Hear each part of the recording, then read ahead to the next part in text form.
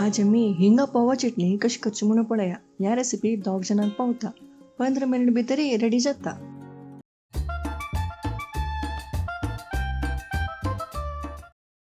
एक कोण मिंजो मिक्सिन तू 1/4 टीस्पून मीठ, 1 तर मिरसांग घालून दाडोचे.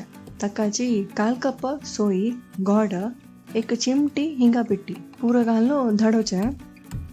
1 कप पातळ पोवू सुरेक 1/2 कप घालून काले तस हिंगा पोवाक पोवू पुरा कालून घेवन लास्टक हिंगा उद्दाकून घालचे. पोवा चटणीक उद्दा घालारी करकट जगता म्हणता ती. तशें हांव हिंगा पिट्टी घालून दाखयला.